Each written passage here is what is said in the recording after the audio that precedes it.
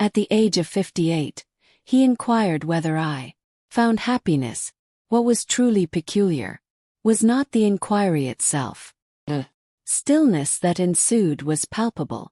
After 35 years of marriage, I came to the unsettling realization that I lacked an answer, not an authentic one.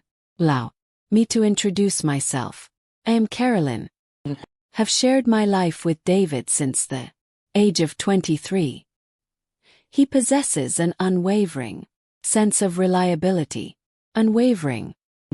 Saturdays he takes to the lawn with his more. Always remembers my birthday. The porch light is always aglow, welcoming me home after my late-night book club gatherings, and I suppose to the outside world that's the visage of love after 3 decades, yet recently our home has been enveloped in a gentle void. We engage in conversation, we partake in shared meals, yet we cease to truly perceive one another somewhere amid mortgage obligations and adult children who no longer required our care. Cream-colored envelope bore the invitation. Within, celebrating the class of 1983, a 40-year reunion of high school memories. I nearly chose to stay away. Mentioned to David that I might forgo it. He gave a nonchalant shrug, declared completely choice. He refrained from inquiring about my moment of hesitation. I did not offer my services. We had mastered the art offering just the right amount to maintain civility, yet a pull persisted. A tiny yet unwavering presence, a murmur from a forgotten corner of my being, long silenced by the passage of time. Thus I acquiesced. The gathering took place at the familiar country club, nestled on the outskirts of town. Identical chandeliers, identical clumsy name tags, identical inexpensive wine, served in genuine glasses. And then I beheld him, Jack Davis. The sound of that name had not graced my ears in almost 4 decades. He was the one who came first in my life. The inaugural kiss, the initial pang of heartbreak. The first boy who pinned a letter to me in class, causing my hands to tremble as I unfolded it. There he stood across the room, aged and touched by gray, yet unmistakably Jack. As he smiled, my niece recalled the sweetness of being 16. We conversed as if we had once shared a bond, still savoring the memory of what it had been. We exchanged light-hearted banter about our former teachers, reminiscing about cherished tales of grandchildren and the poignant memories of those we've lost. And then, as the night began to fade, he inched a bit nearer and asked, "Are you happy, Carolyn?" Just as simple as that. Gentle, laid-back, non-intrusive, yet utterly devastating. For just a fleeting moment I lost the ability to articulate. Sleep eluded me that night. David inquired about the outcome. "Nice," I said, filled with a sense of longing for the past. After brushing my teeth, I extinguished the light, preempting any further questions he might have had. Yet in the shadows, Jack's voice lingered in my mind, not due to its allure, yet it had uncovered a part of me that had long since retreated into quietude. Joyful was I, was unaware, and that filled me with a fear greater than anything else. As dawn broke, I found myself immersed in a collection of old photographs. My high school days, crimson dresses cascading down, laughing with every part of my being. I gazed intently at that girl, and I pondered what her thoughts would be on the woman I had transformed into. Would she feel a sense of pride? Would she feel astonished? Would she inquire of me as well, "Are you truly content?" Uncertainty lingered within me, hesitation to uncover her response. But remained silent, making no requests. He remained still. There was no necessity for him to do so. He merely raised a mirror and posed a single question. Somehow that was sufficient to shatter a stillness I had misinterpreted as tranquility. At times the most subtle choices resonate with profound impact in the future. A freshly opened inbox, a cursor blinks steadily. It was truly a pleasure to see you. That was all it required to set in motion a course I could never reverse. 3 days following the reunion, I received the email. Subject line: a brief message. From a familiar face. It was brief, contemplative. Take your time, keep it strictly professional. Jack expressed his gratitude for our conversation. He remarked that it brought back memories of his former self, of the sheer joy that accompanied laughter, unburdened by any facade. And at the bottom he inscribed, no expectations, simply wished to express my gratitude. For hours, I found myself lost in its depths. Remained untouched. Then it was open. Once more. May resonate in a different way upon the third or fourth reading. Never came to pass. Yet I did. My fingers lingered just above the keyboard, poised for the first stroke. Wrote, erased, and wrote once more. Last I penned. It was lovely seeing you two. Has been ages since I last laughed in such a way. Pressed the send button, and just like that I found myself no longer merely a married woman. I found myself a woman poised in anticipation of another's response. We began to craft our words, nearly every nothing particularly dramatic, only echoes of the past, literary treasures that captured our hearts, melodies that had faded from our memories over the years. He mentioned that he had picked the guitar once more. He was discovering the art of preparing Thai cuisine. He inquired about what had recently ignited a sense of vitality within me, and I confessed to him my uncertainty. Yet I found myself longing to grasp the answer to that question. And you once dabbled in poetry, didn't you? A smile graced my lips. For 2 decades I had kept that to myself. The transition arrived devoid of any playful banter. It arrived wrapped in a sense of the known. He recalled the flower that held my heart. He inquired about my father, unaware that he had departed 5 years prior. Upon sharing my thoughts with him, he responded with a quiet sincerity. Sorry. I've always held a fondness for him, and somehow I found myself shedding more tears than I did during the actual funeral, for the simple reason that someone had recalled a detail about my existence. Not the spouse, not the mother, certainly not the woman from the book club, only I began to extend my nights informing David that I had some paperwork to attend to, or perhaps a program I was viewing. He remained silent. He seldom did. I lingered in the shadows alone with the illuminating essence of Jack's words. We were not engaged in any form of texting. Well, photos were being sent, yet with each line he was revealing me in a manner that had not been done in years, and I allowed him to do so. For the first time it seemed as though someone was truly paying attention. Uncertain evenings I would shut my laptop and gaze at the ceiling for what felt like an eternity. Not out of remorse for David, not at this moment, yet a sense of guilt lingered over the vibrancy of my existence. The sensation of being noticed once more was profoundly uplifting, and that particular joy, when feels foreign to the life you inhabit, it begins to take on the weight of sin. One evening Jack penned the words, "If we had remained united, do you believe we would have succeeded?" Hesitated before responding. The blinking cursor held my gaze, relentless beacon, until my vision began fade. Then I wrote, "We were too young Yet now perhaps, he responded. Perhaps it's not too late to discover the truth.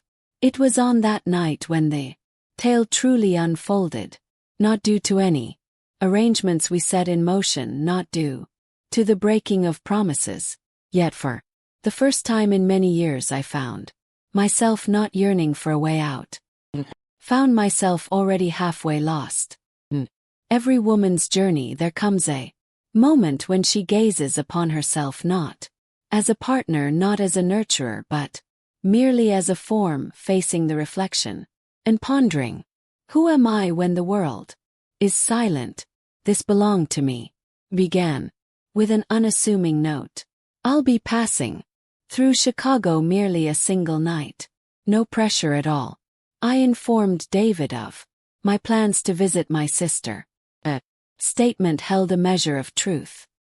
Resided in close proximity. However, I would not be remaining with her. Traveled with minimal belongings. Gowns, a pair of heels that had remained untouched for years. Once there was a fragrance that captured my heart. Scent I cherished before the memories of my preferences faded away. Room 619, a hotel nestled in the heart of downtown.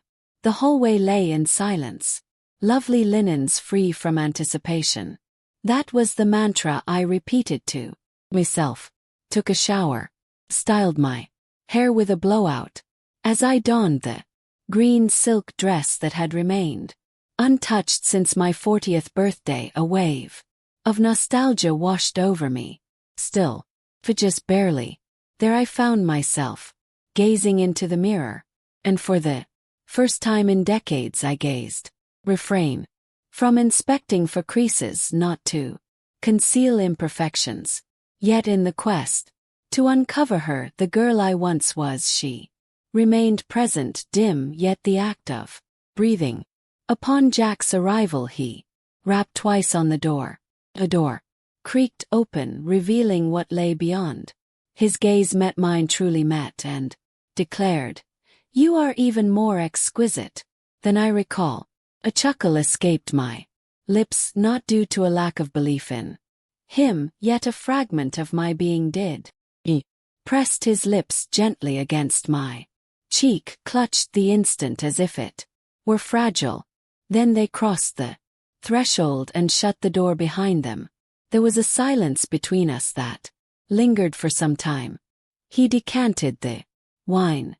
Play some gentle tunes, perhaps a soft melody from the 8s.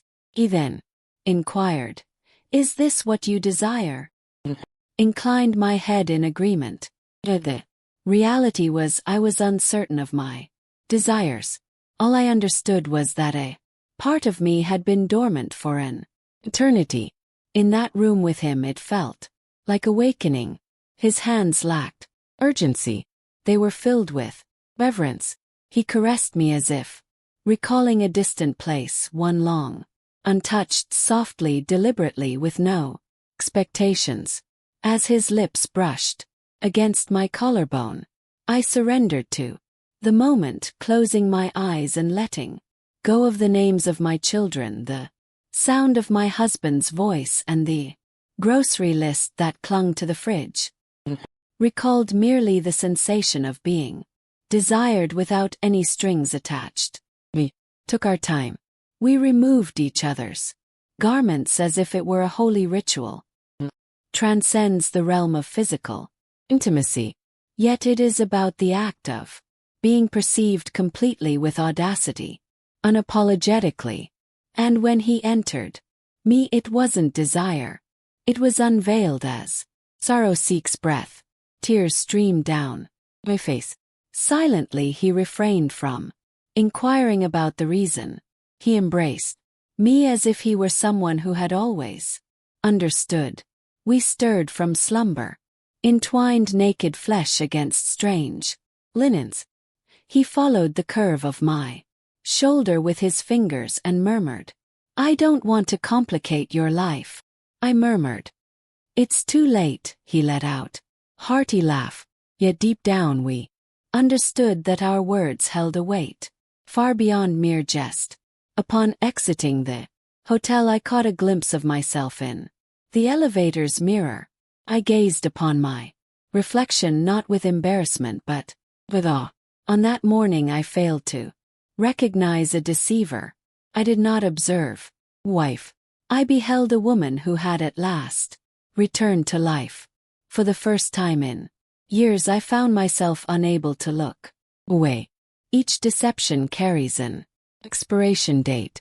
No matter the caution you exercise, no matter the steadiness of your hands as you conceal the truth, in the end it shatters. And the first to perceive its shattering was my husband. I returned home late in the evening. David had settled into bed, engrossed in the pages of the newspaper. He raised his gaze. "How is your sister?" he inquired. A smile graced my lips. "Worry. We primarily remained indoors." He gave a slight nod, did not press. Yet a certain depth remained in his gaze. Later that night, I found myself lying beside him, our backs deliberately apart, and for the first time in 35 years an unsettling sense of estrangement washed over me in my own bed. Once more Jack and I crossed paths, once more in a moment that unfolded in Milwaukee, in a secluded cabin by the shimmering lake. It was not solely about intimacy. Times we simply engaged in conversation, strolled, a silence shared, imbued with the warmth of belonging. Began to share with David that I was participating in wellness retreats, reuniting with cherished companions from my college days, and he had faith in me for the simple reason that he desired to, for trusting me was woven into the narrative we had practiced for years. That moment I let my guard down. In the quiet of the kitchen I found myself seated. My laptop is open. Message from Jack appeared, subtle yet intimate. Then David entered the room. He cast a fleeting glance, stopped, and inquired, "Who is Jack?"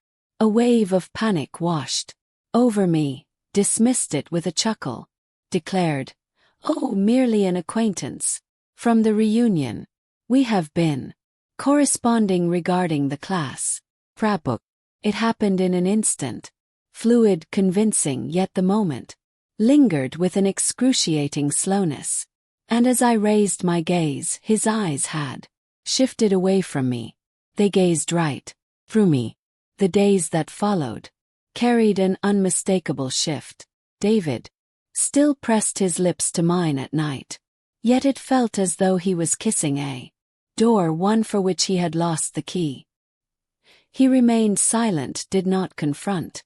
Yet he began to take solitary walks, spent more time than expected at the grocery store, ceased the melodic hum during the act of shaving, felt as though the very fabric binding us was slowly coming apart, thread by thread, and neither of us dared to glance down to witness just how much had unraveled. On a particular evening we gathered for dinner with friends. We laughed, sipped wine, and exchanged tales. As they journeyed home, David remarked, "You seem to laugh more with others these days than you do with me." Gazed through the window. I found myself at a loss for words. He inquired, "Is there something I'm overlooking, Carolyn?" My deceived. Naturally, I was not truthful. "No, I find myself weary. The demands of work have been quite substantial lately." Yet within me a barrier was disintegrating, not due to ignorance, but rather from understanding, and opted to keep it unspoken. On that night I gazed upon my reflection once more. Identical reflection. Identical viz. I failed to perceive a woman enveloped in love. I failed to catch a glimpse of a woman consumed by desire. I observed an individual adrift in the chasm that separates two existences, one known yet unfeeling, one exhilarating yet precarious. And I murmured to my reflection, "What are you doing?" Remained silent. The deception I conveyed to David was not articulated through speech. It was in the manner I began to conceal my happiness, concealing illumination, concealing fragments of myself that were once solely his. When you deceive someone who has consistently placed their faith in you, you shatter more than just their trust. You shatter the narrative they constructed about your identity. That is a treachery they fail to anticipate until the moment has passed. In the stillness that follows, when the hotel rooms have hushed, the emails vanish into oblivion, the husband's voice fades to silence, you confront the solitary figure. You can no longer deceive yourself. It is at that moment that the true answer reveals itself. Jack and I met for one final encounter. Our paths crossed at the very same till silence reigns. There are no handles, merely a pair of souls who had exhausted their dreams. He grasped my hand gently. He expressed, "I wish we'd crossed paths sooner." Smile graced my lips. Had we known, perhaps we would have chosen differently, for the simple reason that love had eluded us. Not quite. We were enveloped in a deep yearning, in remembrance, in flight. The truth is that reality presents a formidable challenge when it comes to constructing anything enduring.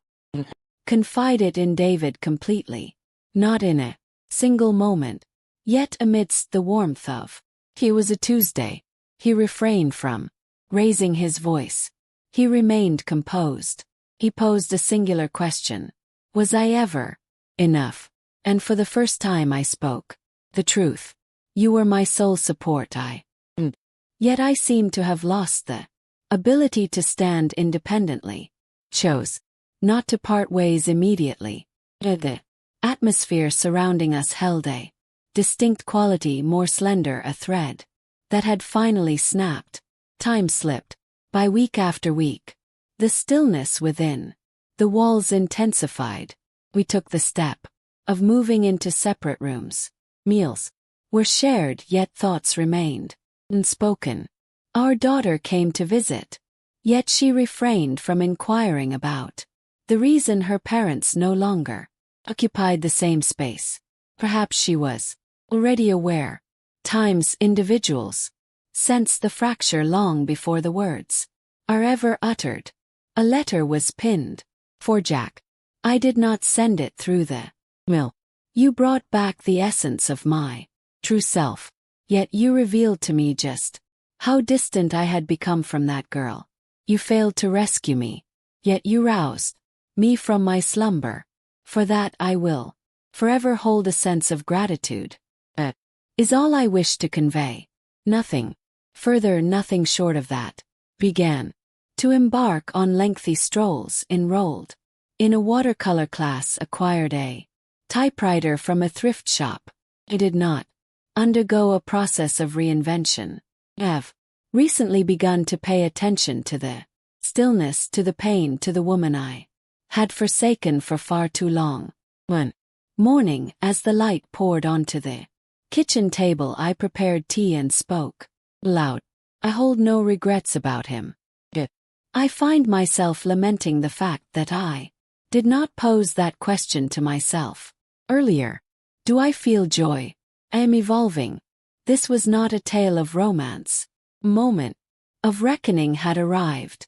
Return, recollection in the space that lies between betrayal and forgiveness, nestled between the anonymity of a hotel room and the solace of a quiet home. I discovered a truth that I can embrace, and that after all that has transpired is sufficient.